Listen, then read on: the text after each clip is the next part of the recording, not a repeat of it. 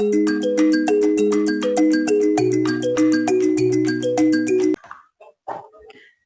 gente, tudo bem com vocês? Continuando com a aula da gente, certo? Vou continuar o restinho da aula passada e dar início a um novo assunto, tá bom? Mas antes disso, eu gostaria de dizer que dei uma pausa, por favor, na maratonagem aí, para a grande maioria que assiste, de La Casa de Papel.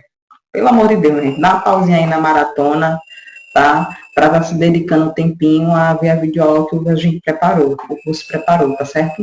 Ah, sim, Deus está vendo, viu? Você torcendo aí para bandido, se dá bem, se ligue. Deixa aqui compartilhar a tela com vocês.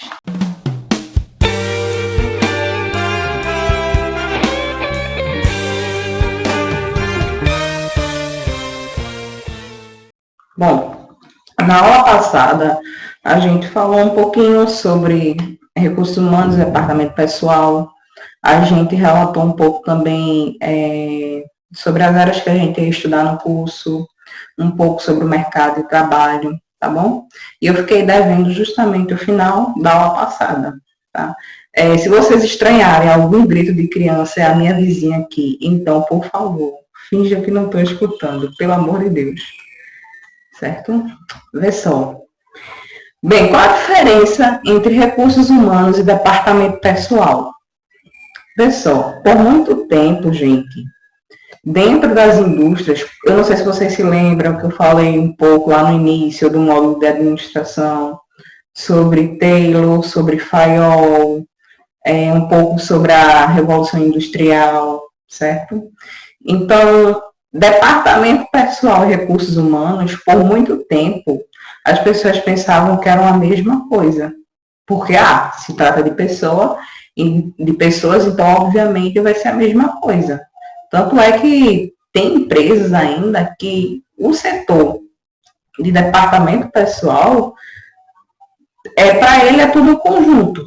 Está misturado tanto recursos humanos quanto departamento pessoal. E eu não sei se vocês sabem, mas não é assim. Por muito tempo se tratou dessa maneira, certo? Principalmente lá no início da Revolução Industrial. Por quê? Porque eu não sei se vocês se lembram que eu cheguei a falar que Taylor, certo? Ele acreditava que o homem era um ser econômico, ou seja, um ser que apenas trabalha para ganhar dinheiro, tá? E não é que ele esteja mentindo, mas ele apenas Qual seria a palavra certa? Enfim, esquece a palavra certa. Ele só foi muito extremista no fato dele dizer que o homem é apenas um ser que só trabalha por dinheiro, e não é bem assim, certo? Com o passar do tempo, porque antigamente, e até 20 anos atrás, se pensava muito assim. As grandes empresas, elas eram focadas em processos, que é a venda, a compra da matéria-prima, certo? O lucro, o estoque, as finanças, como é que estava, como é que controlava. E o setor de recursos humanos e departamento pessoal era apenas a questão burocrática, a questão de pagamento, se o funcionário está cumprindo com as horas trabalhadas, ou seja, por muito tempo se negligenciou isso, tá? Então, o que é que aconteceu? Elton Mayo, que eu não cheguei a falar para vocês, ele também fez parte da teoria da administração. Se vocês quiserem, vocês podem pesquisar no Google. E depois que Taylor fez os estudos dele, Fayol também fez os estudos dele dentro da indústria, Elton Mayo, ele percebeu, Elton Mayo, gente, ele é proprietário não, mas ele foi cientista que estudou justamente a questão das relações humanas. E ele percebeu que o homem não é apenas um ser econômico. O homem, ele é um ser social, certo? Ou seja, o homem está ali dentro, não apenas, dentro de uma empresa, não apenas para ganhar dinheiro. Ele quer reconhecimento, ele quer um bom ambiente de trabalho.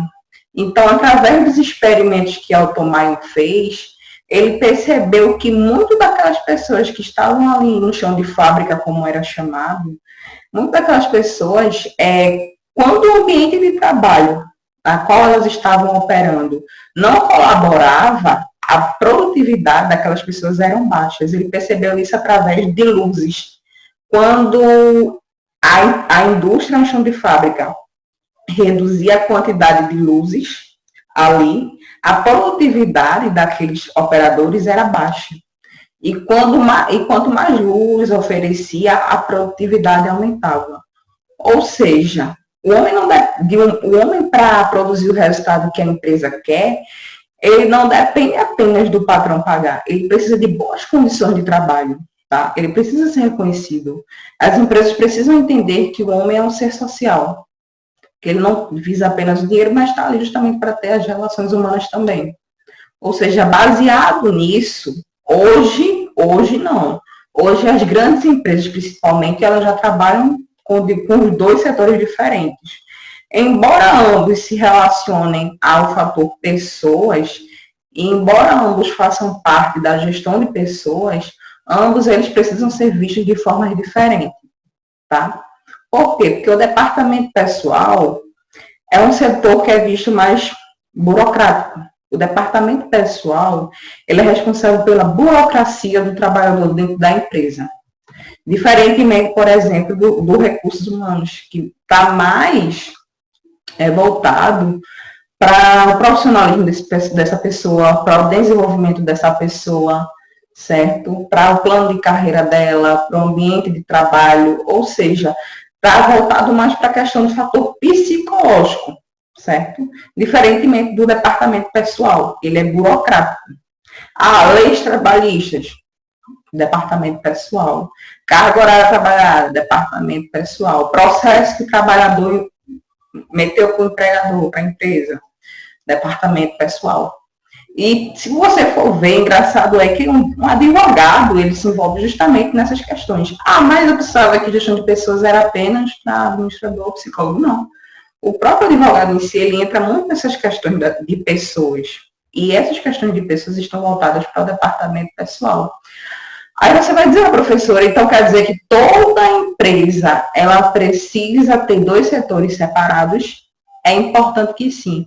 E quanto maior a empresa, é que aí sim ela precisa de fato distinguir os dois setores. Você vê, logicamente, que tem microempresários que eles não têm os dois setores separados, mas é importante que, embora não tenha uma salinha de DP e uma salinha de RH, que ele saiba separar as duas atividades.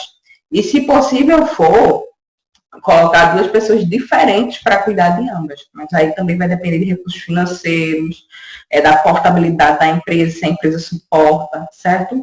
Mas, independente, se você é um microempresário, é um empregador de grande porte, você precisa ter em mente que ambos são diferentes, embora cuidem de pessoas, tá certo? Passando aqui. E qual seria a importância da gestão de RH e DP? De uma forma breve. Se você for ver, como eu tinha falado antes, a questão de recursos humanos do departamento pessoal deixou de ser na empresa um apagador de incêndio. Que danado é apagador de incêndio? É que faltou um empregado aqui, eu preciso agora contratar alguém rapidamente. Não. Os recursos humanos hoje, gente, e o departamento pessoal, eles são vistos hoje pelas empresas como algo estratégico, certo? O que é estratégico, professora? Se vocês forem um dia estudar planejamento estratégico, o planejamento estratégico tem 3 níveis: o tático, o operacional, o tático e o estratégico. O estratégico, gente, se refere ao ponto mais alto da empresa. Que se eu mudar a estratégia, eu consigo mudar as técnicas, eu consigo mudar a operação, como ela está sendo evoluída. Ou seja, dentro de uma empresa, imagine só um organograma, que tem lá o cargo mais alto, que é o diretor, aí depois o gerente, e logo abaixo tem os operadores. A mesma coisa é a estratégia, certo? O setor de estratégia dentro da empresa está voltado para o maior objetivo que a empresa tem. Ou seja, a estratégia dentro da empresa, ela faz parte do maior objetivo que a empresa tem. Vamos supor aí que eu sou uma Eu sou uma imobiliária, certo? A imobiliária vende imóveis. Então, qual é a minha estratégia? Simples. A minha estratégia é fazer com que a minha empresa, daqui a 10 anos, certo? Seja reconhecida como a maior imobiliária do Brasil. Essa é a minha estratégia. Então, diante disso, como é que o RH se comportaria, sabendo que o profissional, o RH agora é estratégico? Não, beleza, se a empresa, o objetivo estratégico dela é se tornar a maior daqui a 10 anos, agora o RH, qual é a minha função? Simples, procurar as melhores pessoas, os melhores corretores de imóveis, certo? Os melhores advogados, para que eles possam dar início a essa estratégia, certo? Ou seja, o RH deixou de ser algo desprezado, algo de tipo, tá faltando uma pessoa do administrativo com um tapa-buraco, no caso, certo? Deixou de ser algo assim para ser visto agora como algo estratégico, tá? E qual seria a importância da gestão de RH e DP? Pessoal, destaquei algumas. A primeira seria melhorar o engajamento dos profissionais. Tá? Você vê aí, por exemplo, essa questão da estratégia que eu falei. Muitas empresas, elas gostam de ser reconhecidas como a melhor empregadora do mundo. Tem até alguns prêmios que são dados às melhores empresas que são melhores avaliadas pelo mercado de trabalho, sabe? GTW, GPTW, algo desse tipo. Eu vou passar para vocês o link, onde avalia justamente quais são as melhores empresas para se trabalhar naquele ano e dependendo do setor, certo? Então, a questão de melhorar o engajamento do profissional seria fazer com que aquele profissional entenda a posição dele dentro daquela organização. Se vocês forem também, novamente, estudar sobre planejamento estratégico, vocês vão ver lá que tem 3 coisinhas sobre planejamento estratégico, que é a missão, a visão e os valores, de forma bem rápida. O que seria a missão da empresa? O porquê, qual é o motivo da empresa existir. A visão, o que é que a empresa pretende daqui a 10 anos, certo? E os valores. Valores, gente, são justamente, eu vou tirar até esse dedo no meio. Vou fazer assim, valores significa justamente quais são os pontos principais que a empresa precisa ter para ela operar. Quais são os fundamentos que a empresa tem que ter para ela operar? No exemplo da missão, eu sou uma empresa de hambúrguer, que vende hambúrguer, certo? Então, a minha missão é proporcionar aos meus clientes, sou uma empresa de hambúrguer fitness, se é que existe isso, né? De hambúrguer fitness. Porque eu sempre falo de comida, pelo amor de Deus. De hambúrguer fitness. Então, qual é a minha missão?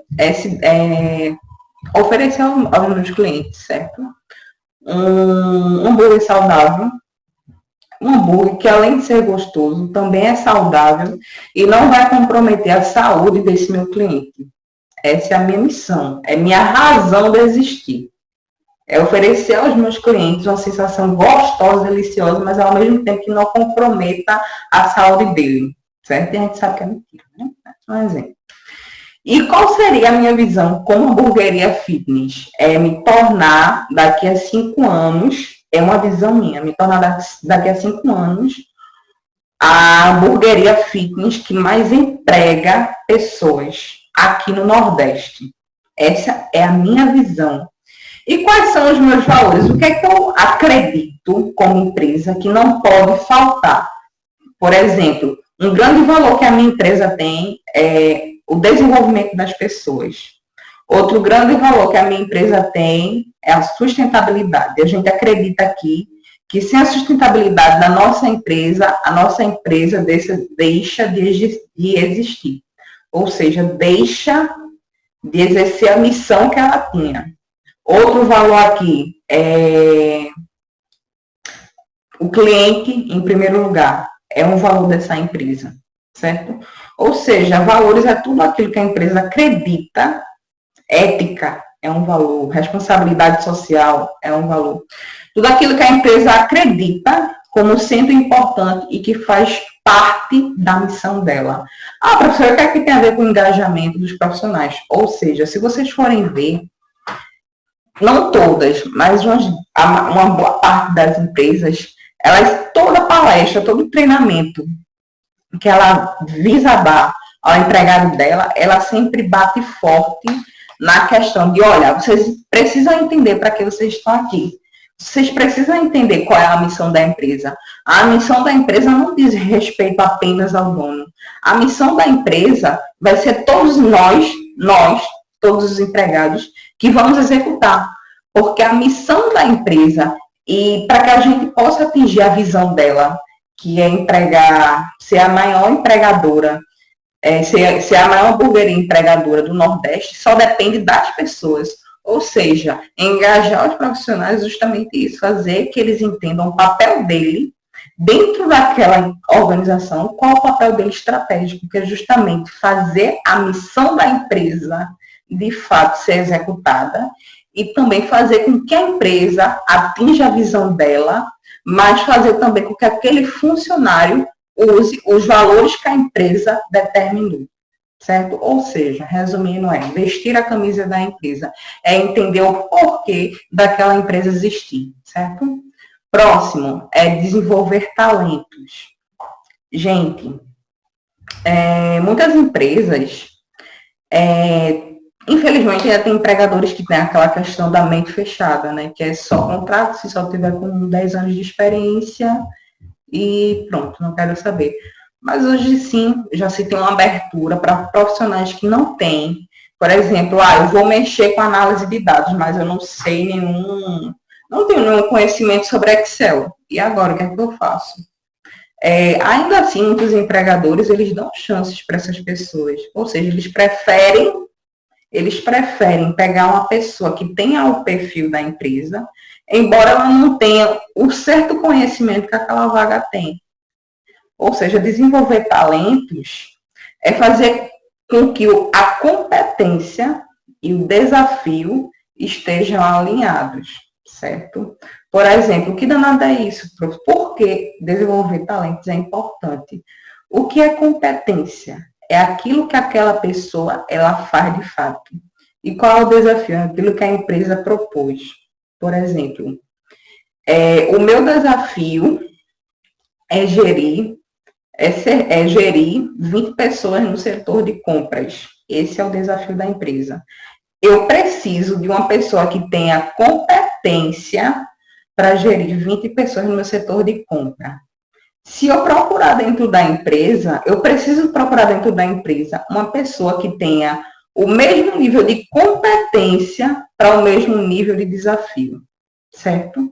Porque a competência, ou seja, aquilo que a pessoa realmente consegue fazer, ela precisa estar alinhada com o desafio, certo? Não adianta você colocar um desafio para um funcionário que você sabe que não tem competência, você não está desenvolvendo essa pessoa, você vai só frustrar ela, certo?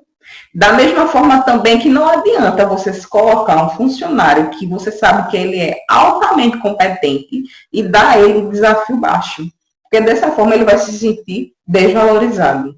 Ou seja, desenvolver talentos é justamente alinhar a competência que ele tem e com a competência que ele tem, dá para ele um novo desafio, tá certo? E desenvolver talentos a gente sabe que é através do treinamento, tem empresas que investem em vouchers para faculdade, certo? Para participar de congresso, de seminário, tá bom? Evitar irregularidades na documentação e padronização de processos. Essa parte cai justamente na questão de departamento pessoal. Como eu tinha dito a vocês, a questão mais da burocracia, tá? Define um perfil de cada posição dentro da empresa. Eu não sei se vocês estão lembrados, que eu cheguei a falar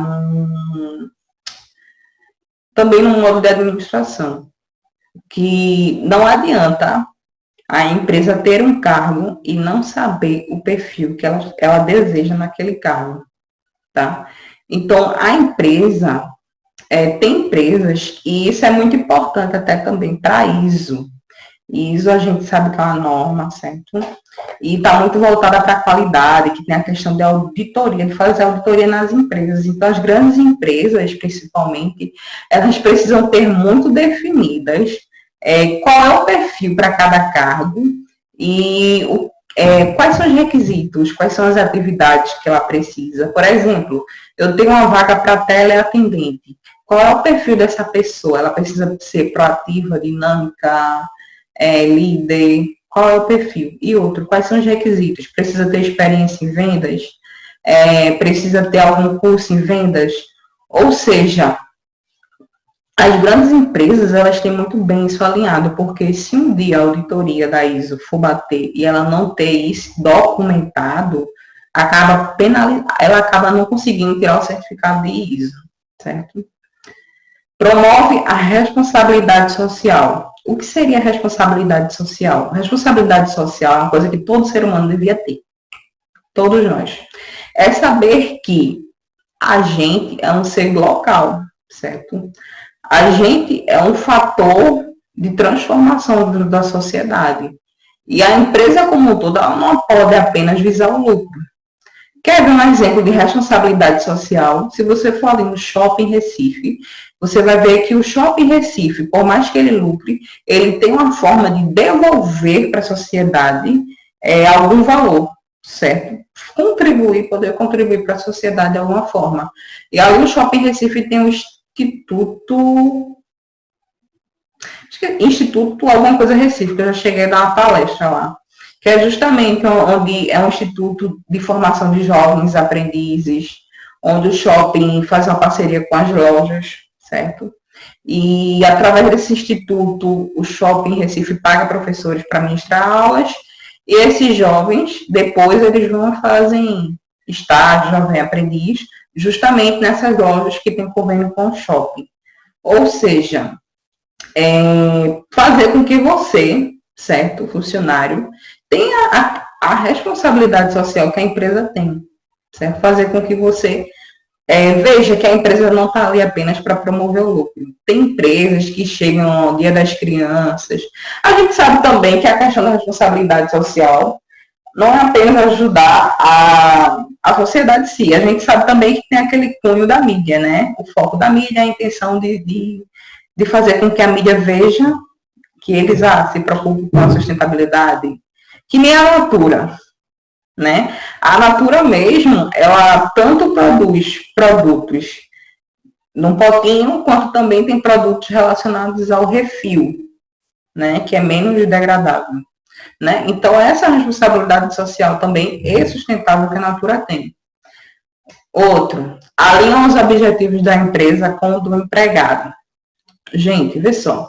Qual é o objetivo do empregado? Todo mundo sabe que o objetivo do empregado é ser reconhecido, ter alto salário, um bom ambiente de trabalho, ser promovido, ter um plano de carreira. Já o do empregador, não. Do empregador, a gente sabe que é lucrar, expandir, conseguir reduzir custo, certo? Conseguir reduzir despesa, que é diferente de custo. Isso daí seria uma aula de contabilidade, mas enfim. Ser bem vista na sociedade. Ou seja, se você for ver, são altos objetivos, mas que de alguma forma não é que estão diferentes. Eles apenas precisam se alinhar, certo? Não dá, infelizmente, para o empregador realizar todos os objetivos do empregado. Pelo amor de Deus, né? Imagina um funcionário.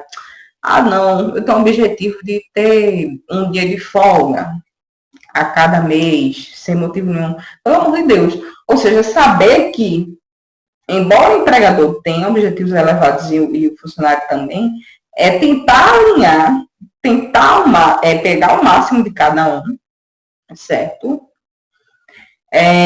Que não interfira nem na qualidade do funcionamento da empresa, mas também não interfira na qualidade de vida do funcionário, certo? Estabelecer políticas de saúde e segurança no trabalho. Segurança no trabalho varia muito de acordo com a empresa, tá? E a questão da saúde, tem empresas que promovem Semana da Saúde. Pronto, eu trabalhava na TIM. Um exemplo é que na TIM, a questão de como é que a TIM poderia ajudar na política de saúde dos funcionários. A TIM tinha tanto a questão de promover ali dentro salas, tinha umas salinhas lá de descanso, onde a gente podia sentar, deitar, tinha sofá grandão, tinha aquelas cadeiras, tinha televisão. Era uma forma de promover a saúde mental do funcionário. E também tinha, eu não fui call center da TIM, mas eu trabalhei na operação. E também tinha as funcionárias de educação física, as instrutoras de educação física, que chegavam lá na operação, parava o tempo de uma operação, ia de corredor em corredor, para fazer justamente ginástica laboral, para melhorar justamente essa questão da ergonomia, tá? Porque não adianta a empresa estar bem ganhando dinheiro, o funcionário estar bem ganhando dinheiro, mas está com a saúde mental comprometida. Tem empresas, sim, que oferecem apoio psicológico, tem empresas, sim, que já tem um hospital não, né? Tem um médico ali responsável, tem um setor de ambulatório, enfim, certo? Mostrar para o empregado que ela está ali não somente para ver ele lucrar, nem ela lucrar, mas também comprometido com a saúde do mesmo, até porque tem a famosa síndrome de Burnout, né? Eu não sei se vocês viram na reportagem que até uma jornalista da Globo, ela precisou ser afastada justamente por isso, que é a síndrome de Burnout. É uma síndrome de excesso de trabalho, de saber que tem muito trabalho a ser feito, mas está também totalmente desgastada. Não adianta, entendeu? Então é preciso procurar um equilíbrio, tá certo? E aqui a gente chega ao fim dessa parte, tá bom? Aí a gente termina agora essa parte introdutória. A gente termina essa parte introdutória de recursos humanos e departamento pessoal.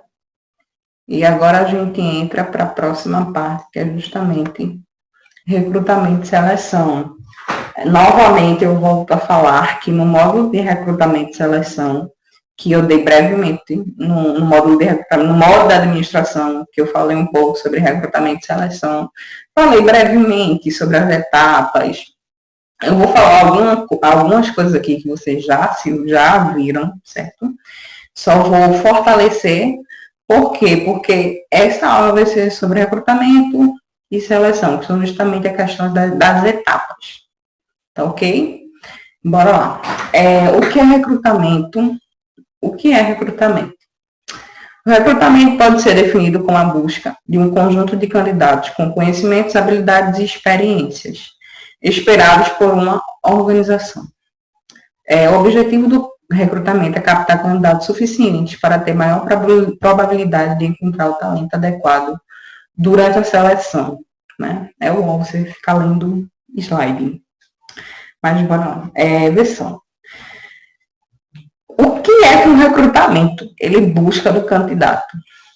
Ele requer, nem sempre, gente, que esse candidato tenha conhecimento, tenha a habilidade, mas também possa ter experiência. Como assim, professora? É a famosa competência. Os três juntando, conhecimento, habilidade e atitude, que pode também ser, a experiência pode ser substituída pela atitude, é o que forma a palavra competência. A competência é o famoso chá. O que é conhecimento? É eu saber sobre Excel. O que é habilidade? É eu saber mexer de fato no Excel. E o que é experiência? É poder ter trabalhado de fato com o Excel. Ou seja, não basta saber, não basta ter o conhecimento sobre algo. O conhecimento é informação, tá? Não basta ter informação, eu preciso praticar essa informação. E através da prática dessa informação, eu preciso usar a prática para conseguir determinada experiência, certo? Então, beleza, sei sobre Excel, tá? E qual a habilidade que você sabe Excel? Sei fazer planilha, gráfico, Tá, e qual foi a atitude, qual é a experiência que você teve sobre, já trabalhei gratuitamente, não precisa, a experiência aqui, tá? Não se refere a trabalho.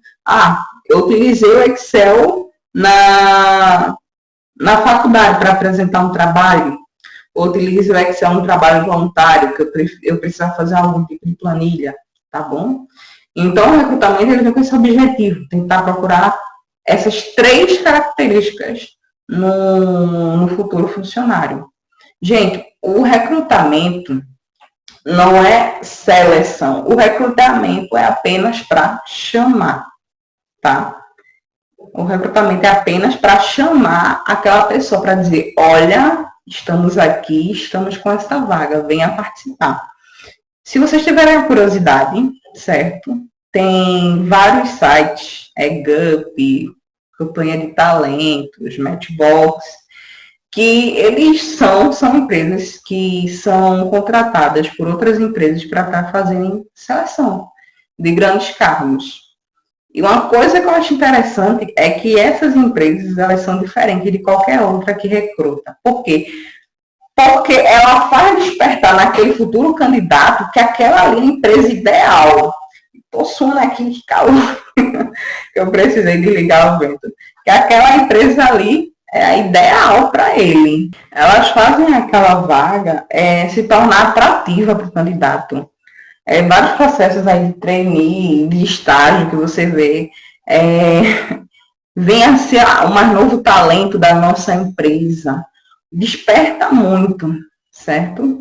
Deixa eu só voltar aqui. Pronto. Ou seja, ela tem aquele objetivo de despertar, de fato. Ou seja, o recrutamento, ele não faz parte da seleção. A seleção é todas as etapas que o candidato, a partir do momento, enviou o currículo. Enviou o currículo, começa as etapas de seleção. O recrutamento, não.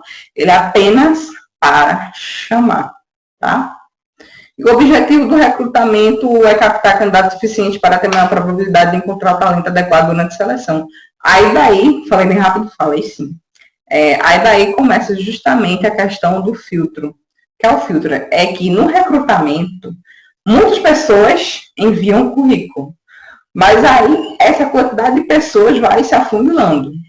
Tá? 200 pessoas mandou o currículo. Aí agora você começa a ter noção. Então quer dizer que se 200 pessoas mandaram o currículo, 100 dessas 200 vai estar com o currículo adequado para o nosso perfil. Dessas 100 pessoas que estão com o currículo adequado para o nosso perfil, 50 passaram nos testes que a gente enviou. Dessas 50 que passaram no teste que a gente enviou, 30 passaram na dinâmica. Dessas 30 que passaram na dinâmica, apenas 10 vão para a entrevista. E dessas 10 que vão para a entrevista, apenas 5 vão ser contratadas. Ou seja, é importante que a empresa ela visualize essa projeção, tá? E é o que se chama justamente de funil de recrutamento. Você entender que começa muito grande, mas vai afunilando, né? E todo mundo que já participou de uma seleção sabe que é assim. Mas vamos supor que, isso daí é muito óbvio, professora. Depende, porque se a sua empresa ela precisa de uma boa quantidade de vagas, é necessário que logo no começo do funil tenha uma boa quantidade de candidatos interessados. E justamente esses processos que eu falei de trainee, de estágio, quando eles veem que a quantidade de pessoas inscritas ainda não é o suficiente, aí eles começam a prorrogar o prazo para inscrição, aí começam a mandar e-mail para você dizendo, olha, você já esqueceu de se candidatar, não perca a oportunidade, né, fica todo dia manda um e-mail. É incrível, porque eles precisam ter uma projeção ideal, uma projeção adequada para começar o processo seletivo, tá? Passar aqui para vocês agora os tipos de recrutamento. Recrutamento externo, como já disse, uma boa parte já viu isso daqui. Recrutamento externo é justamente aquele tipo de recrutamento que a empresa faz justamente com o objetivo de chamar pessoas de fora. O recrutamento externo, ele não aproveita as pessoas de dentro. Não significa que a empresa faz apenas o recrutamento para fora. Eu só apenas estou denominando que recrutamento externo tem como objetivo fazer com que as empresas recrutem pessoas lá fora, certo? Busquem talentos lá fora. E quais são as vantagens? Diversidade nas escolhas, porque dentro do ambiente da organização, você já tem a noção mais ou menos de qual é o perfil das pessoas, certo? Mas a partir do momento que você já sabe mais ou menos como as pessoas daquele ambiente ali já se comportam, como é a forma de trabalhar. Então, a partir do momento que você abre a oportunidade para as pessoas de fora, você tem a oportunidade também de ver uma característica que complemente com a sua empresa. Uma característica que complemente. Poxa, essa menina tem um perfil ideal da organização, mas ela tem uma característica a mais, que complementa, certo? Com o perfil que a nossa empresa tem e também até em comparativo com os funcionários que já tem aqui dentro da empresa. A alimentação do banco de dados com novos perfis para cadastro de reserva. Cadastro de reserva, todo mundo sabe que é justamente uma forma da empresa se resguardar. Eu sei que vocês ficam muito arretados, principalmente para aquelas pessoas que se candidatam à vaga e dizem: poxa, a empresa mandou um e-mail para mim, eu passei tudo, mas me deixou num cadastro de reserva. Ou para aí, ó. Cadastro de reserva, gente, serve justamente, ele fala assim, né? Ou para aí, ó. Cadastro de reserva não é que a empresa ela é ruim ou que a empresa está faltando com respeito para você, não. É uma forma da empresa se resguardar, tá? Porque, por exemplo, vamos supor que eu trabalho no setor de recursos humanos, mas tenho uma gerente do setor comercial que está começando a dar indícios de que determinado funcionário que ela gerencia está desmotivado, não está dando o máximo dentro da empresa, não está batendo meta. Ela vai começar a dar indícios. Para quem? Para mim. No caso, eu que vou ser responsável pelo recrutamento.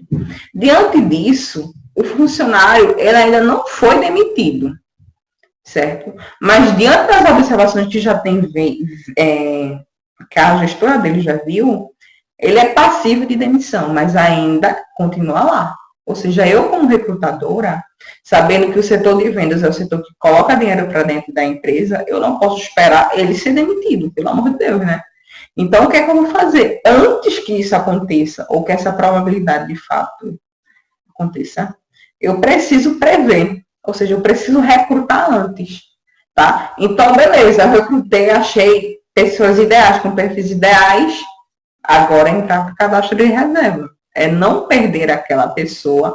Ah, sim, é importante que o cadastro de reserva, as pessoas que estiverem no cadastro de reserva, é importante que um dia, se vocês vierem a trabalhar com isso, que vocês mantenham algum tipo de contato com essas pessoas, porque, beleza, eu escolhi 3 aqui para o cadastro de reserva, que são pessoas ideais com perfis.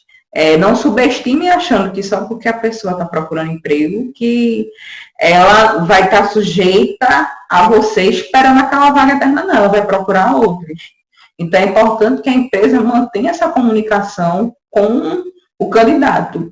Não é uma comunicação de ficar, fulano, você foi aprovado, mas espera, não de dar totalmente esperança, mas também de fazer com que ele entenda que ele foi um perfil que a empresa gostou, mas que até o momento a vaga não está em aberto. Tá? Ou se não comunica logo no início do processo seletivo que não tem, que a quantidade de vagas está em aberto. Porque aí você não define, a gente tem uma vaga para imediato, certo? Ou seja, o cadastro de reserva é justamente isso, como eu tenho falado, estratégia. É não esperar o buraco, acontecer um buraco ali no setor, faltando funcionário, certo? É prever antes e justamente fazer o cadastro de reserva. Aumento da visibilidade da organização no mercado de trabalho, ou seja, a partir do momento, claro, que a empresa começa a contratar de fora, você vai ver grandes anúncios dela externamente, seja no Instagram, no Facebook, em páginas, em blogs, ou seja, ela vai se tornar conhecida pela sociedade, né? Ela vai se tornar, poxa, essa empresa emprega que só. Ela vai se tornar de alguma forma desejada. pelas outras pessoas que querem trabalhar nela. Aumento da vantagem competitiva da companhia, que pode se beneficiar com contratações de alto nível. E até mesmo de profissionais das empresas concorrentes. Essa parte de alto nível é a oportunidade, como eu já tenho falado, de colocar um sangue novo na empresa, uma pessoa que tem uma visão diferente e que pode agregar na empresa, certo? Traga novas ideias, novas soluções. E também é até uma oportunidade da empresa em si poder roubar, né? Roubar na forma, eu não digo roubar, né? Eu digo captar funcionários que você vê que já trabalham no concorrente seu e tem uma competência rochida, tem uma competência de alto nível, e convidar para que esse profissional ele venha fazer parte do seu quadro de funcionários, certo? Ou seja, essa também é uma oportunidade. Fortalecer a cultura organizacional, talentos com fit cultural e bagagem profissional são importantes para o clima corporativo e consolidam a marca empregadora. É justamente isso. É só fortalecendo a primeira parte, né? O aumento da vantagem competitiva. Trazer pessoas de fora, mas que é fit cultural. É o próprio perfil que a empresa procura, tá? Trazer pessoas que já possuem, de alguma forma, alguma bagagem, experiência, mas que tem um fit cultural de acordo com a empresa. E quais são as desvantagens? Deixa eu subir aqui minha cara. Venha para cá. Desvantagens. É um processo que custa muito caro para a organização, pois demanda mais etapas e mais tempo para que o resultado seja efetivo. Isso é verdade. Quando você recruta externamente, você vai ter um gasto, obviamente, ou de tempo para estar fazendo todas as etapas, cumprindo todas as etapas desse processo, mas também não só de tempo. Muitas empresas contratam consultorias para fazer metade da etapa do processo seletivo, ou seja, o recrutamento externo não é desvantagem, eu diria que o investimento, né? Porque se vai entrar alguém e a empresa sempre espera que seja alguém bom, é porque ela está não tendo um custo, mas sim um investimento. Então, tem essa questão da questão do dinheiro, de pagar, ou seja, a maioria contrata terceirizadas. Se não for conduzido com cuidado e com as ferramentas corretas, o risco de erro da contratação aumenta, gerando prejuízos como demissões e retrabalho. Dentro do RH, a gente tem uma visão muito, como é que eu diria, as palavras estão fugindo da minha mente. A gente tem uma mal visão de RH, a gente pensa que RH, contrato, faz a provinha, corrige, não. Há um trabalho muito grande para ver currículo, para receber currículo, para responder currículo, para dar retorno, para corrigir prova, para escutar um monte de ladainha de candidato mentindo na entrevista, para no final de tudo você não encontrar o candidato ideal e ter que fazer novamente todo o processo seletivo, ou seja, isso requer tempo demais, tá? Então, você estruturar da melhor forma cada etapa, você precisa estruturar da melhor forma cada etapa que você vai conduzir no processo seletivo, seja de como é que você vai aplicar o teste, como é que você quer que o teste, o que é que você quer que esse teste ele tire dos funcionários, se você quer que ele tire raciocínio lógico, português bom, né? Estruturar desde a dinâmica, ou seja, toda a etapa do processo seletivo ela precisa ser bem intencionada. Não apenas dizer, teve prova, teve dinâmica, sim, mas o que é que cada parte dessa conseguiu extrair do candidato para que você, no final de tudo, tivesse certeza de que aquele candidato era o ideal para a vaga, né?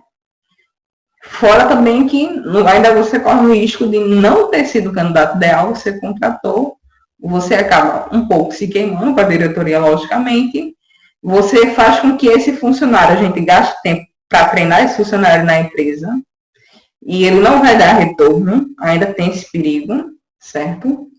E você vai ter que fazer novamente o processo seletivo, porque ele foi alguém de fora. Então, também há esse risco.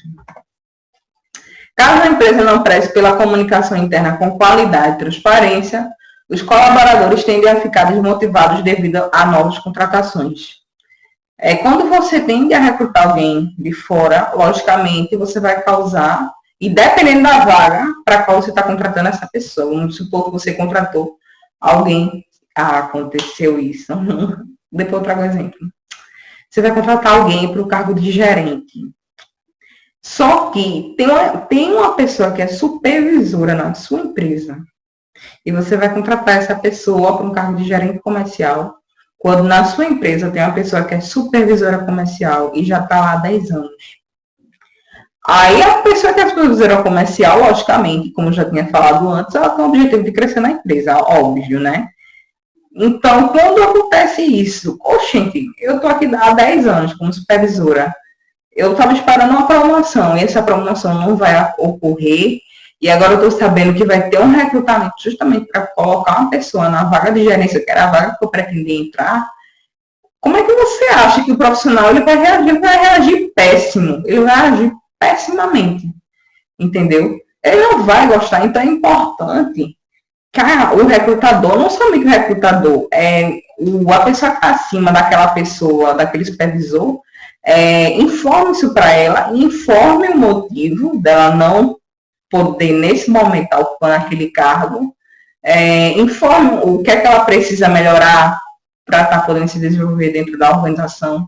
Pronto, isso aconteceu numa empresa que a gente presta consultoria, onde tem a supervisora comercial, pelo exemplo que eu trouxe aqui, ela é supervisora comercial, ela tinha mais de 10 anos na empresa, e o dono da empresa foi procurar lá fora, em outra concorrente, tirou a gerente lá de outra concorrente para ocupar o cargo de gerência na empresa dele, mas não deu a oportunidade para a supervisora que era gerente. Aí você vai me dizer, professor, isso é uma injustiça. Não.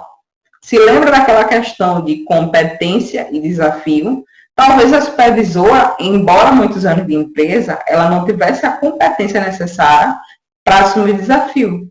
Então, diante disso, o que é que um recrutador ou até o dono da empresa vai ter que fazer? Procurar alguém que tenha a competência de assumir o desafio, tá certo?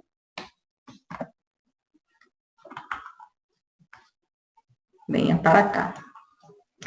E o recrutamento interno? O recrutamento interno, gente, é justamente o aproveitamento das pessoas dentro da organização. Certo? Recrutamento interno nada mais é do que chamar as pessoas que já são de dentro para ocupar os cargos de dentro, ou seja, valorizar aquelas pessoas que já estão, já são funcionários da empresa. As vantagens. O processo é mais rápido, com menor custo, pois tudo que é necessário para a seleção já está disponível, isso é verdade. Se um funcionário, se uma pessoa que entrou na sua empresa, ela fez determinados testes que de alguma forma é obrigatório para todo mundo, porque você vai ter que fazer novamente com ela. Ela já não passou, ela já não mostrou que é capaz. Qual vai ser daí a outra alternativa? Proporcionar para ela algum tipo de teste que seja de acordo com a vaga que se queira ocupar. Ou seja, você acaba reduzindo metade do tempo que você gastaria se fosse procurar lá fora, às vezes menos da metade, certo? Fora também que você não vai precisar contratar empresa terceirizada.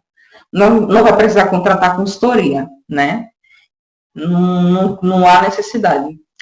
Aumento da motivação e engajamento, já que os candidatos se sentirão valorizados por terem a oportunidade de mostrar o seu potencial.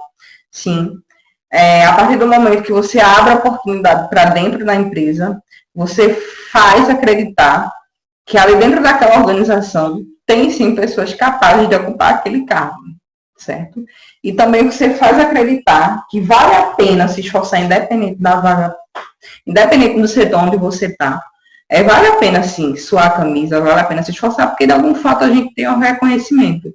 Esse reconhecimento vem justamente com a abertura de novas vagas, promoção. A probabilidade de acerto na escolha do perfil mais apropriado é maior, pois o RH conhece o profissional e toda a sua trajetória na empresa, além de seus atributos comportamentais. Sim, né? A probabilidade de erro aqui é mínima, porque se você já conhece o perfil, se você de alguma forma conhece que é competente para assumir algum cargo, embora ele não tenha todo o conhecimento no mundo, mas você vê que, de acordo com o perfil que ele tem, sim, ele é capaz de poder assumir aquele cargo, o acerto é o mais provável. Você dificilmente vai errar na escolha. Ah, professora, mas então quer dizer que nunca vai errar? Não. Porque possa ser sim que você. Isso vai depender muito da visão do recrutador, minha gente, certo? Porque muitos recrutadores acabam colocando, por exemplo, eu vou promover fulaninha para a área de gerenciamento da qualidade. Qual é o motivo? Ah, porque fulaninha já é formada na área da qualidade. Sim. Será que ela é competente? Não basta apenas ter o conhecimento, porque formação é um conhecimento, mas será que ela é competente para assumir um cargo de gerência? Porém, muitas empresas e até os gerentes ou empregadores, eles acabam se baseando apenas no conhecimento, ou na informação, ou no diploma que a pessoa tem como forma de promoção. Não é que isso está errado, mas não pode apenas se avaliar isso, certo? Aí daí você acaba botando uma pessoa que, embora ela tenha o conhecimento, mas não tenha a competência necessária para ocupar o cargo. Aí sim você erra. Então vai depender muito da visão também de quem coloca aquela pessoa naquele novo desafio. Estou falando demais, né? Eu sei. Aguentem. Vocês aguentam a carta de papel?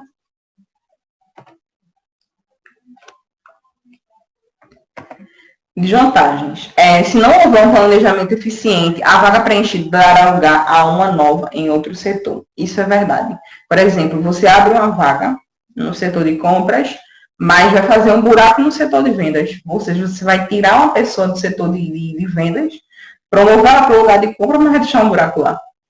Então, é preciso que você estruture e pense quem é que vai ser o novo substituto.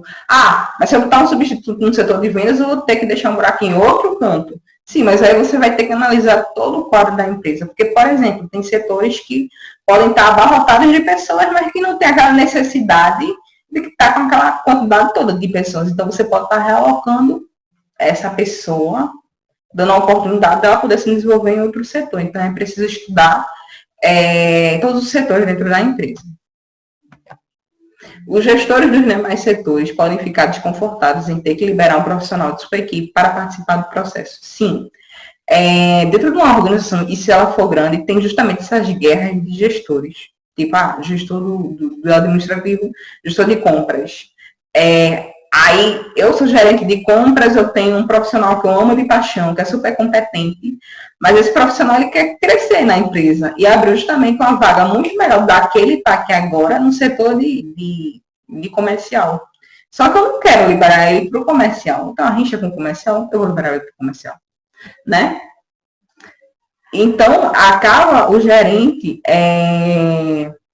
que ele não quer liberar. E eu já ouvi do meu próprio amigo, tinha surgido uma vaga para ele dentro da própria JIP, que era justamente uma vaga maior do que a que ele estava ocupando, certo? Só que ele é muito competente, ele era muito competente na empresa. Ele é, né? Trabalha lá ainda. Só que o que aconteceu? Ele chegou a se candidatar para esse processo seletivo, para a vaga maior da que ele estava, só que o gestor, infelizmente, falta de maturidade, acabou dando a ele uma advertência, por nada a ver, né? Segundo ele me falando, né? A advertência não tinha nada a ver. Sabe qual era o objetivo da advertência que o gestor deu a ele? Impedir dele se candidatar a um cargo melhor e a um cargo maior. Tanto é que esse meu colega, esse meu amigo, ele chegou até a começar com a engenharia da produção, porque ele sabia, tinha certeza que ia conseguir um cargo maior. Tá? Mas diante da política da empresa, a empresa não admitia poder se candidatar a vaga alguém que tinha uma competência que tinha uma advertência a menos de um ano na empresa. Então, essa foi a forma do gestor, que o gestor dele encontrou de impedir com que ele participasse do processo seletivo. Sim, existe. Certo? Então, é importante que um profissional de RH comunique a importância da vaga para os outros setores também. Dependendo, logicamente, se você vai contratar um operador, precisa comunicar todo mundo que você vai contratar um operador? Não, pelo amor de Deus. Mas dependendo do cargo, se você vai ver que abrindo vaga para um cargo, tirando aquele profissional competente daquele cargo para dar oportunidade para ele ir para outro canto, o RH precisa informar para o gestor dele a importância e a necessidade. Até porque todo mundo precisa ter um pensamento de atingir a missão da empresa. Pode causar desmotivação dos candidatos que não forem aprovados. Logicamente, né? Se você tem uma vaga dentro da empresa e 20 funcionários seus se candidatou e apenas um vai passar, obviamente os outros vão ficar bem chateados. Então, é preciso você trabalhar essa maturidade neles, explicar, olha, a gente dá feedback, porque se você é recrutador, você vai ficar vendo constantemente a cara dessas pessoas que participaram do processo seletivo. Ou seja, dá feedback a eles, olha, tu não passou por pouco, olha, por isso, certo? Impossibilita a entrada de sangue novo, ou seja, impossibilita a entrada de novas pessoas. Gera expectativa nos profissionais que estão concorrendo à vaga, o que pode impactar em sua produtividade. Sim, porque se você não passou na vaga dentro da empresa, você de alguma forma pode afetar isso na sua produtividade. Tipo, não me admitiram na vaga porque fulaninho, ele é, no Nordeste, ele é mais acoitado, um gestor de RH, por isso que ele entrou. Aí, nessa mentalidade, se um funcionário tiver essa mentalidade, ele vai começar, tipo, para quê? Não adianta fazer nada pela empresa, não sou valorizado. Então, vai começar esse pensamento, certo? E outro, recrutamento interno, as opções são bem limitadas, né? Porque se você está trabalhando apenas com os candidatos que tem dentro da empresa, obviamente você não vai ter uma grande quantidade de candidatos para aquela vaga. Ou seja, você precisa ter noção. Recrutamento misto. O recrutamento misto, gente, tanto mexe um pouco com...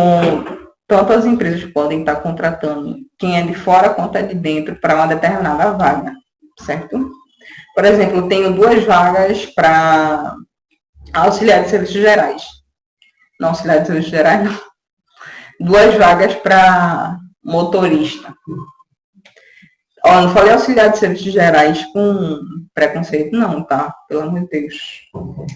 Eu tenho 2 vagas para motorista. Uma eu vou abrir internamente para quem está dentro da minha empresa e a outra eu vou abrir externo, certo? Então, eu quero que tanto o externo quanto o interno tenham a oportunidade de ocupar a vaga. Vantagens. A empresa se beneficia com a descoberta tanto de novos talentos, tanto internamente quanto externamente, né? Ela tanto vai estar dando uma oportunidade para quem já está lá dentro, mas também vai estar buscando novos talentos lá fora. Incentivos profissionais a se desenvolverem, o que gera motivação e engajamento. Isso daí se alinha mais na questão de quem já está interno, né? Aumenta a qualidade da equipe que vai receber o novo colaborador, seja ele já conhecido ou não, melhorando a qualidade dos resultados. Reforça a consolidação como marca empregadora, pois além de buscar recursos intelectuais no mercado, ela ainda incentiva e desenvolve seus talentos, certo? Ou seja, é uma empresa completa, porque além de estou dando uma oportunidade para quem é de fora, eu vou ensinar essas pessoas que vêm de fora, eu ainda vou estar desenvolvendo as pessoas que já estão lá dentro. Então, sou uma forte marca empreendedora. Tem grandes prêmios, como eu já tinha falado, você SA, tem empresas que até fazem questão de colocar assim na sua recepção aqueles trofézinhos que ela ganha. Elas ganham de melhores empresas. Elas colocam até lá embaixo, se você for ver lá no final da página do site, elas sempre colocam os prêmios que ela ganhou. Então, isso é muito importante. Por que é importante essa exibição de prêmios? Porque faz com que novos talentos aí por fora tenham vontade de querer trabalhar nessa empresa. Quais são as desvantagens? O RH precisa ter muita cautela ao conduzir esse tipo de processo, pois os candidatos externos podem se sentir prejudicados, porque os candidatos internos já conhecem a empresa, já sabem, a empresa já conhece o recrutador, certo? Já sabem qual vai ser o nível de prova, enfim, certo? Realmente, a pessoa que está externa, ela vai se sentir receosa, né? Poxa, eu estou me candidatando com uma pessoa que tanto uma pessoa que é de fora, tanto uma pessoa que já está dentro da empresa vai poder ocupar a vaga quanto a gente, entendeu? Será que é vantagem eu estar continuando nesse processo seletivo? E isso também cabe para o recrutador ele entender isso, né? Que é uma pessoa que já é interno, ela vai ter mais facilidade no processo do que é o externo. Então, precisa ter essa maturidade na condução. Recrutamento às cegas, online. Gente, o recrutamento online, como eu tinha falado, não é um recrutamento que você se faz apenas pela internet. Não.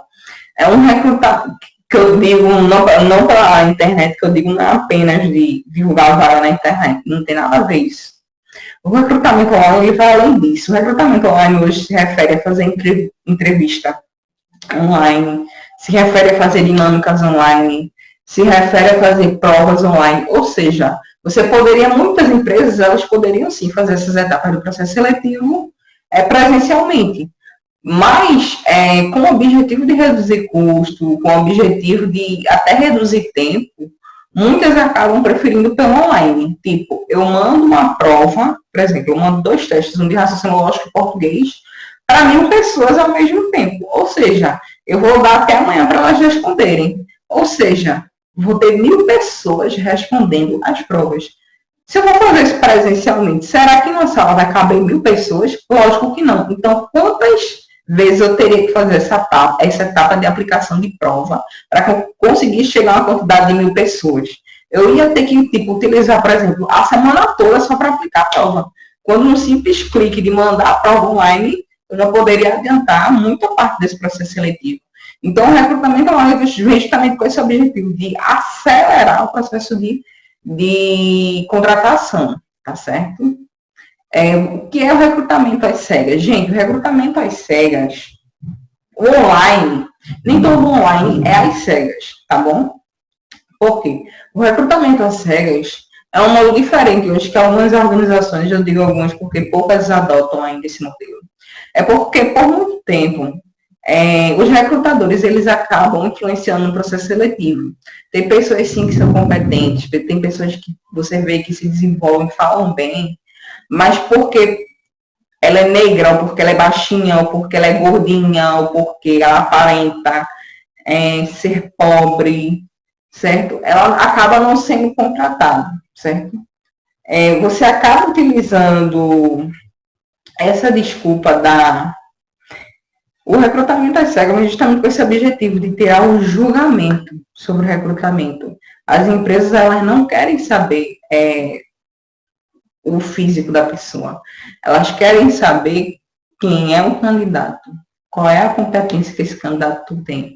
Tanto é que algumas empresas, elas até fazem o que é o recrutamento às cegas. Por exemplo, vocês estão me vendo aqui, certo? Eu, linda, maravilhosa. Vamos supor que tem uma outra pessoa do outro lado da tela. No caso, eu sou a entrevistadora.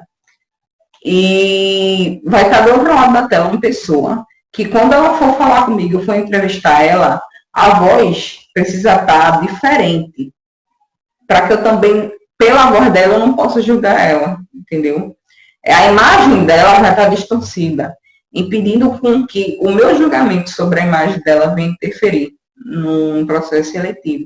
Ou seja, uma forma de eu poder conduzir o processo até uma certa fase, sem saber se é homem, se é mulher, se é gay, entendeu? Porque eu não quero que essas diferenças influenciem no meu processo de escolha. Isso se chama recrutamento às cegas. Eu vou deixar o link no final do slide. Quais são as vantagens? Produtividade. Se a empresa contrata funcionários por competência, a tendência é que os resultados sejam focados na produtividade. Ou seja, quando você contrata uma pessoa, não pela experiência que ela tem, mas sim pela competência que você enxergou nela, a probabilidade com que essa pessoa seja produtiva é maior, certo? Tolerância.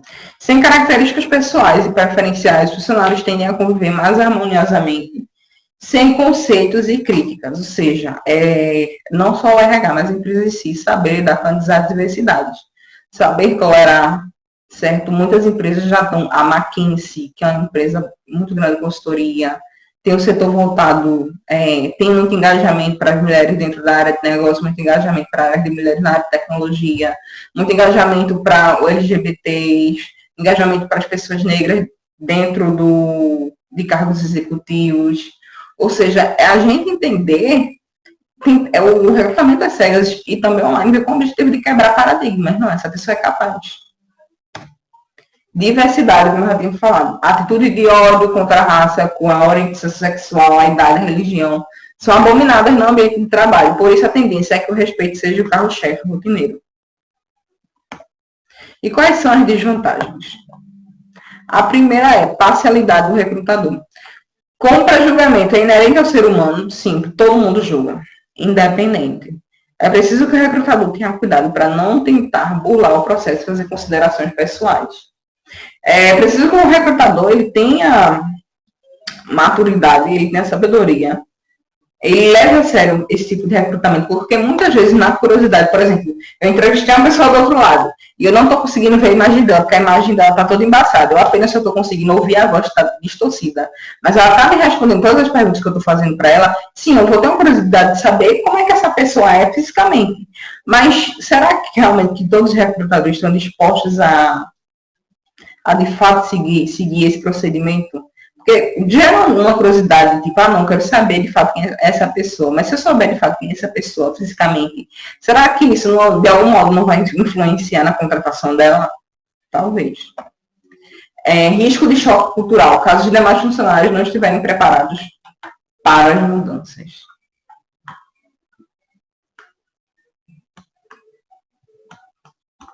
Gente, vê só, esse aqui é o link, tá? Explicando um pouco sobre uma empresa que fala que ela contrata online. E seria interessante que vocês visualizassem, tá certo? Por hoje é isso. Na próxima aula, eu vou estar entrando já com a parte de processo seletivo. Eu sei que o vídeo foi extenso, foi longo, mas se eu parasse, ia ser pior, né? Espero que vocês tenham gostado. A videoaula, para mim, ela não precisa ser mecânica, tá? Então, eu tentei interagir, enfim. Espero que vocês tenham gostado. Qualquer dúvida pode estar falando comigo no grupo, certo? E até a próxima aula, tá? Tchau.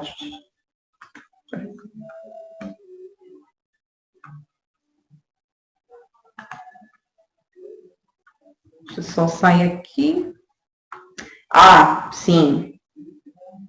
Se liguem na Casa de Papel, não maratona tudo não.